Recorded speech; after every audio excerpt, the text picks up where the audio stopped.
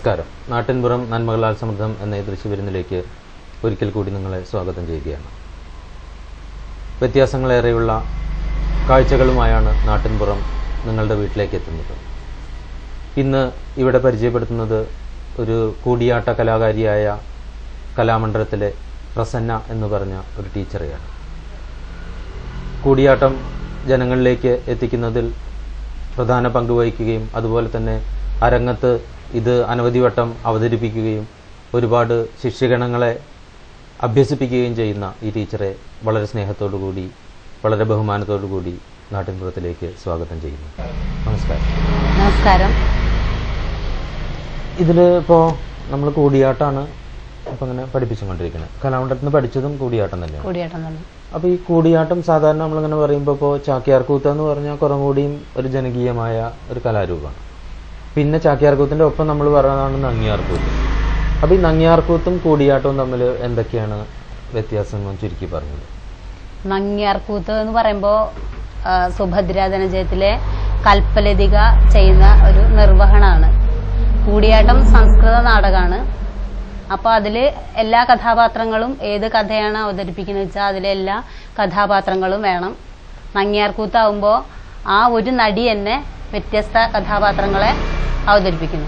ഏകദേശം ഇപ്പം mono act ഒക്കെ പോലെ ഇപ്പൊ അമ്മയായാലും മകനായാലും ഒക്കെ ഒരാൾ തന്നെ അവതരിപ്പിക്കുന്നു, നങ്ങ്യാർകൂത്തുമായിട്ട് വരുന്നു. ഇതിൽ ഓരോ കഥാപാത്രങ്ങളും വ്യത്യാസമായിട്ടുണ്ടാവും. ഇപ്പൊ പൂതനാമോക്ഷാണെങ്കിൽ അല്ലെങ്കിൽ ഇപ്പോൾ മിക്കവാറും നമ്മള് നാടകങ്ങളല്ലേ ഇതിന്റെ എടുക്കാറ്. ഇത് ശ്രീകൃഷ്ണചരിതം നങ്ങ്യാരമ്മക്കൂത്ത് എന്നുള്ള ബുക്കിൽ നിന്നാണ് ഇതിലെ കഥ എടുത്ത് ഓരോ ഭാഗങ്ങൾ എടുത്തിട്ട് അവതരിപ്പിക്കുന്നത്. ഇത് കൂടിയാട്ടാവുമ്പോൾ നമ്മൾ മിക്കവാറും നാടകങ്ങളാണ്. ഇപ്പോൾ കാളിദാസന്റെയോ ദാസന്റെയോ ഒക്കെ നാടകങ്ങളാണ്, സംസ്കൃതത്തിലുള്ള നാടകങ്ങളാണ് എടുക്കല്. അപ്പൊ അതിങ്ങനെ പാട്ട് പോലെയാണോ പറയുക? പാട്ടല്ല, അതിന് ശ്ലോകങ്ങളാണ് ചൊല്ലുക.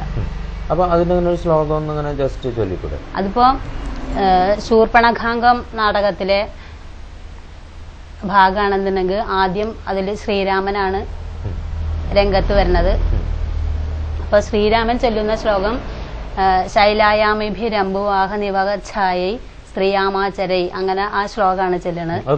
എങ്ങനത്തെ രീതിയിലാണ് ചൊല്ലാറ്? അതിന് കൂടിയാട്ടത്തില് 21 സ്വരങ്ങളുണ്ട്. അപ്പൊ ആ സ്വരങ്ങള് ഓരോ കഥ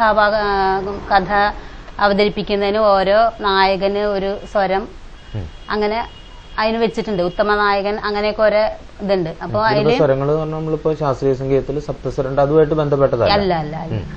ഇത് ഇന്തളം, മുരളീന്തളം, ചേടി പഞ്ചമം, വീരപഞ്ചമം, അങ്ങനെ 21 സ്വരങ്ങളുണ്ട്. അപ്പൊ അത് നായകന്മാരെ അധികം ചൊല്ലുന്ന സ്വരങ്ങള് ഇന്തളാണ്. അപ്പൊ അതിന്റെ ഒരു ഉദാഹരണം അങ്ങനെ ചെറുതായിട്ട്. അത് ഇന്തളം ചൊല്ലുമ്പോ ശൈലായ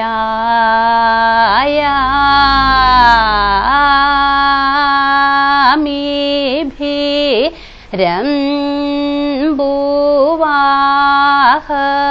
നിവഹ ഛായൈ സ്ത്രീയാമാചാരൈ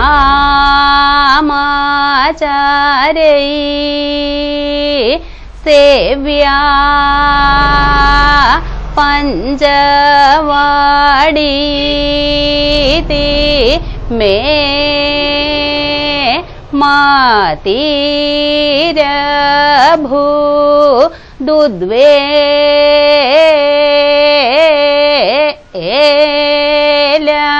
കൗതൂഹല.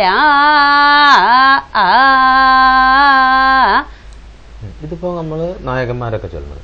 ഇനി ഇതല്ലാത്തതിന്റെ ഒരു വ്യത്യസ്തമായ വേറെ ഇപ്പോ സീത എന്ന് പറയുമ്പോ കൂടിയാട്ടത്തിലെ സ്ത്രീ കഥാപാത്രങ്ങൾ മുഴുവൻ പ്രാകൃത ഭാഷയാണ് ഉപയോഗിക്കുന്നത്.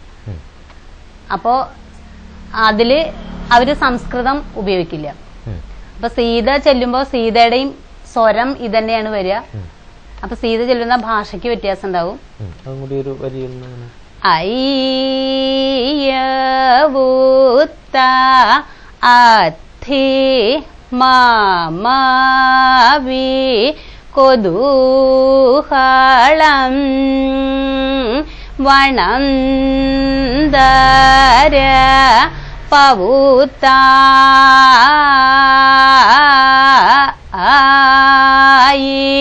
അച്ഛരിയായി.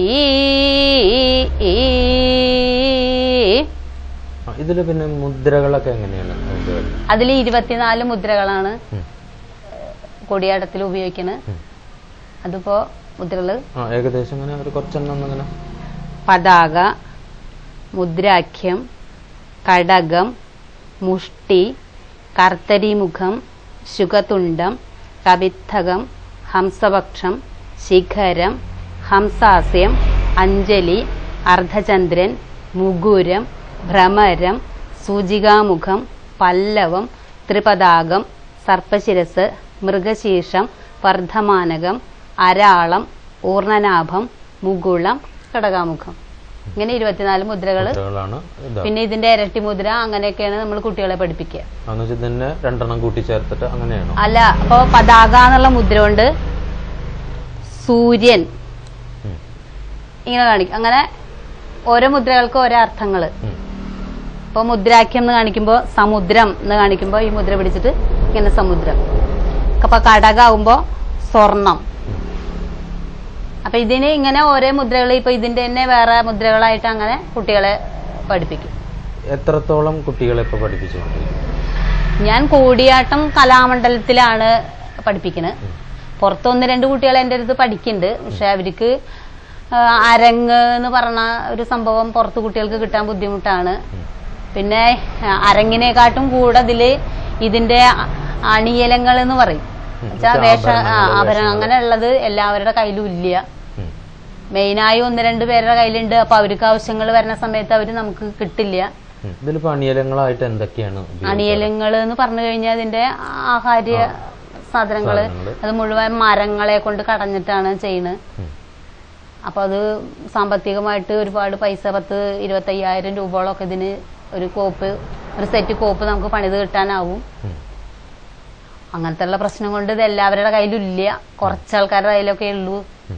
അപ്പൊ അത് നമുക്ക് വാടകയ്ക്ക് കിട്ടണം. വാടകയ്ക്ക് ഇത് അങ്ങനെ കുറച്ചുള്ളാവുമ്പോ അവരുടെ ആവശ്യങ്ങളുള്ള സമയത്ത് നമ്മൾ ചോദിച്ചാൽ നമുക്ക് കിട്ടില്ലല്ലോ. അതുപോലെ തന്നെ എന്തൊക്കെ വാദ്യോപകരണങ്ങളാണ് ഇതില്? മിഴാവ് പ്രധാന വാദ്യാണ്, മിഴാവ്. പിന്നെ എടയ്ക്ക, കുഴിതാളം, കുറുങ്കുഴല്, ഇതൊക്കെയാണ്. ഞങ്ങള് കണ്ടിട്ടില്ല. ഞങ്ങളിപ്പോ പഠിക്കാൻ വന്നതിന് ശേഷം അവിടെ കുറുങ്കുഴൽ ഉപയോഗിക്കുന്നത് ഇതുവരെ കണ്ടിട്ടില്ല. ഇത്രയും അതൊക്കെ ഉണ്ടെന്നാണ് സാധാരണ പറഞ്ഞു ഞങ്ങളുടെ ഗുരുനാഥന്മാര് പറഞ്ഞിരിക്കുന്നത്. ഈ ഒരു കലാരൂപത്തിന്റെ ഒരു ഉൽപ്പത്തി എങ്ങനെയാണ്? ഒരു ഏകദേശം എത്ര വർഷം പഴക്കമുണ്ടെന്നാണ്? 2000 വർഷം പഴക്കമുണ്ടെന്നാണ് പറയുന്നത്, കേൾക്കണ്. ഇപ്പോ പയങ്കുളം രാമചാക്യാരുമായിട്ട് ബന്ധപ്പെട്ട എന്തെങ്കിലും ഇതുമായിട്ട്? രാമചാക്യാരാശാനെ ഞങ്ങൾ ഇതുവരെ കണ്ടിട്ടില്ല. ഞാൻ 84-ലാണ് കലാമണ്ഡലത്തിൽ ചേർന്നത്. അപ്പൊ 80-ല് ആശാൻ മരിച്ചു. പിന്നെ ആശാന്റെ ശിഷ്യരാണ് ഞങ്ങളുടെ ഗുരുനാഥന്മാര്. അവര് പറഞ്ഞിട്ടുള്ള അറിവേണ് ഞങ്ങൾക്ക് ചാക്യാരാശാനെ കുറിച്ചിട്ടുള്ളൂ. അതിലും കൂടുതലായിട്ട് ചാക്യാരാശാൻ ഇതിന്റെ ഈ ഒരു കലാരൂപത്തിന്റെ ഒരു ഉന്നതിക്ക് വേണ്ടി ചെയ്ത എന്തെങ്കിലും കാര്യങ്ങളെ കുറിച്ച് പ്രത്യേകിച്ച്? ചാക്യാരാശാനാണ് അവിടെ ഇപ്പോ നടത്തി വരുന്ന എല്ലാ കൂടിയാട്ടങ്ങളും ചിട്ടപ്പെടുത്തി ഇപ്പോഴത്തെ തലമുറയ്ക്ക് ഉപയോഗിക്കാൻ വേണ്ട തരത്തില് ആശാനാണ് ആക്കി വെച്ചിരിക്കുന്നത്.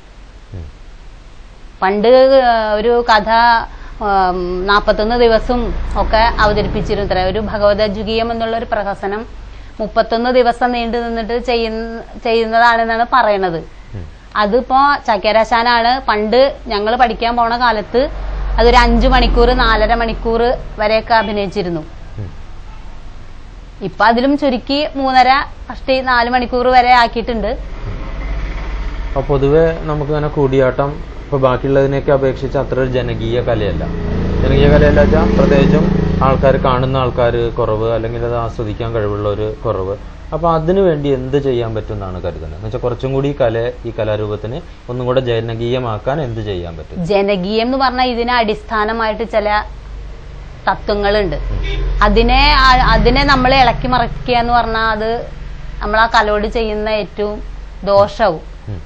ഇതിന് മുദ്രകളാണെന്നുണ്ടെങ്കിലും അതിന്റെ ഭാവാഭിനയങ്ങളാണെന്നുണ്ടെങ്കിലും അതിനെ നമ്മൾ ആ ചട്ടക്കൂടിന്ന് പുറത്തേക്ക് കൊണ്ടുവരാൻ അങ്ങനെ ആരും അത്രയ്ക്കധികം ഇഷ്ടപ്പെടുന്നില്ല. ഞാൻ ചട്ടക്കൂടിന്ന് പുറത്തേക്ക് കൊണ്ടുവരാനല്ല ഉദ്ദേശിക്കുന്നത്, കുറച്ചും കൂടി ഇത് ജനങ്ങളിലേക്ക് എത്താം. ജനങ്ങളിലേക്ക് എത്തുവെച്ച വേദി തന്നെയാണ് ജനങ്ങളിലേക്ക് എത്താനുള്ള. അത് ഇപ്പൊ പിന്നെ യൂത്ത് ഫെസ്റ്റിവലൊക്കെ വന്നതോടുകൂടി കുറേയും കൂടെ മെച്ചപ്പെട്ടിട്ടുണ്ട്. ആൾക്കാര് ഇത് മത്സരവേദിയിലാണെങ്കിലും കൂടെ മക്കളെ പഠിപ്പിക്കണം എന്നുള്ള ഒരു ഇതില് കുറെ ആൾക്കാർ വന്നിട്ടുണ്ട് മുന്നിലേക്ക്. ഞാനൊന്നും പഠിക്കുന്ന കാലത്ത് കൂടിയാട്ടം എന്താന്ന് വെച്ചാൽ അറിയില്ല ആർക്കും. എന്തിനാ കൂടിയാട്ടം പഠിക്കണമെന്ന് ചോദിച്ചവര് പോലും ഉണ്ട്. പിന്നെ അതുപോലെ തന്നെ ഇപ്പൊ കൂടിയാട്ടം നമ്മള് ഇന്ന പൊസിഷനോ അങ്ങനെ നടന്ന് കളിക്കാന്നോ അങ്ങനെ എന്തെങ്കിലും അതുണ്ട്. അതിപ്പോ ഒരു കഥാപാത്രം, ഒരു സ്ത്രീ കഥാപാത്രമാണ് ചെയ്യുന്നത് വെച്ചാൽ ആ സ്ത്രീ കഥാപാത്രത്തിന് അരങ്ങത്തുനിന്ന് പോരണമെന്നുണ്ടെങ്കിൽ അതിനൊരു ക്രിയകളുണ്ട്. ചൊല്ലുന്തി നടക്കുക എന്ന് പറയും.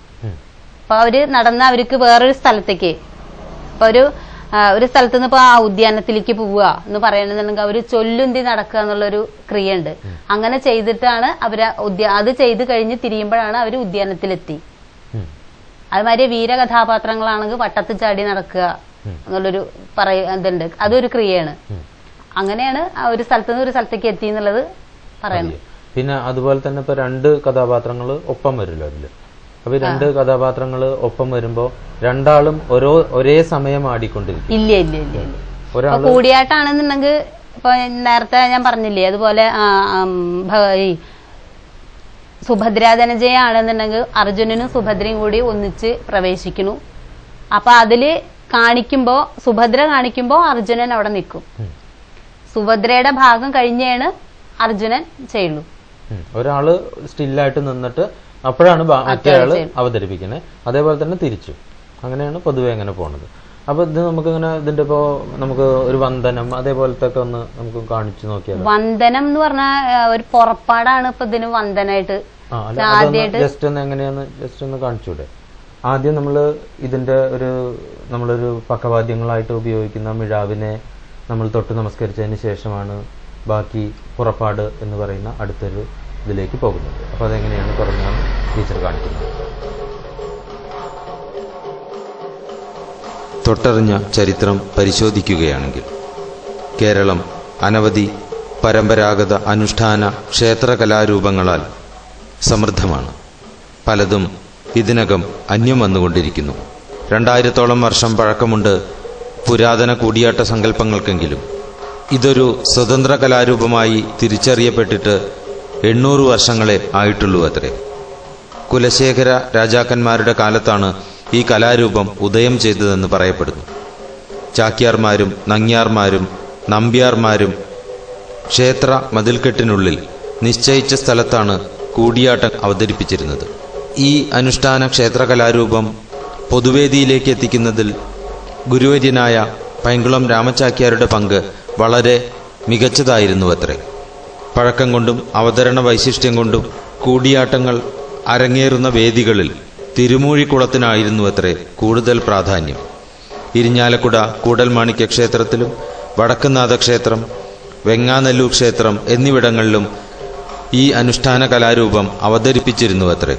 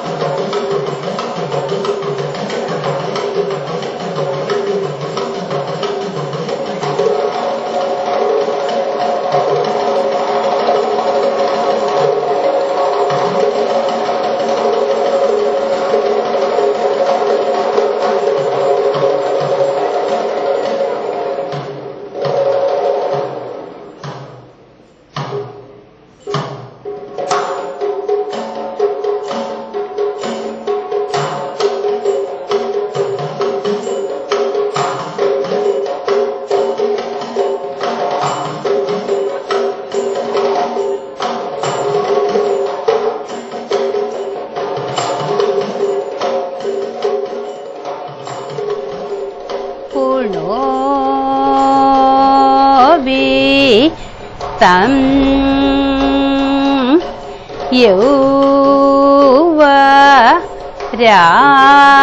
യൗവരാമം പാടി ഭാവേ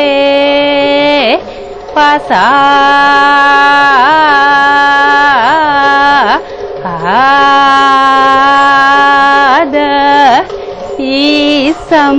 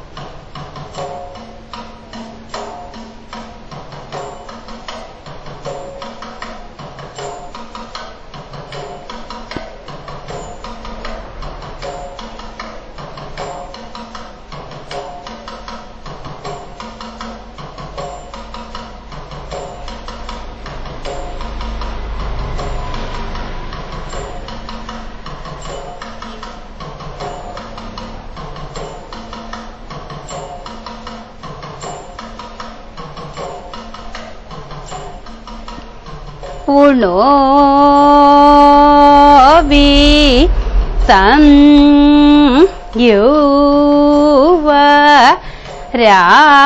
യൗവരാമം പാടി ഭാവേ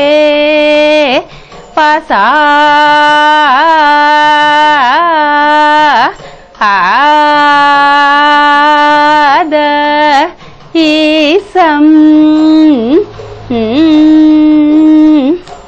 ഋതും തദ തതറിഹ തറിഹിം തതറിഹ തറിഹിം തതറിഹ തറിഹിം കിദിം ത കിദി കിദി കിദി കിദി കിദി കിദി തതറിഹ തറിഹിം തതറിഹ തറിഹിം റിഹ്യാക്കി റിഹ്യാക്കി റിഹ്യാക്കി ത്രേം ത താകിദി ത്രേം തറിഹാകിദി ത്രേം റിഹ്യാക്കി റിഹ്യാക്കി റിഹ്യാക്കി ത്രേം ത താകിദി ത്രേം തറിഹാകിദി ത്രേം റിഹ്യാക്കി റിഹ്യാക്കി റിഹ്യാക്കി ത്രേം ത്രേം കിദി ഗി തറിഹ ത കിദി കിതി കിദി തറിഹ ത്രേം തറിഹ ത്രേം ത്രേം ഗിത്തി ത്രേം ഗിദിഗി ത്രേം ഗിത്തി ത്രേം ഗിദിഗി തറിഹ തറിഹിം റിഹ്യാക്കി ത്രേം ത്രേം തറിഹ ത്രേം ധക്കുക്കും ധഗുകുക്കും ത്രേം റിഹ്യാക്കി ത്രേം ത്രേം തറിഹ ത്രേം ധക്കുക്കും ധഗുകുക്കും ത്രേം കിദിന്ത തറിഹ തറിഹിം താറിഹിം റിഹക്കി തറിഹാക്കി തറിഹാക്കി തിക്കി ഹാക്കി ഇത്രേ താക്കി ദിത്രേം റിഹാക്കി റിഹാക്കി റിഹാക്കി ട്രേം.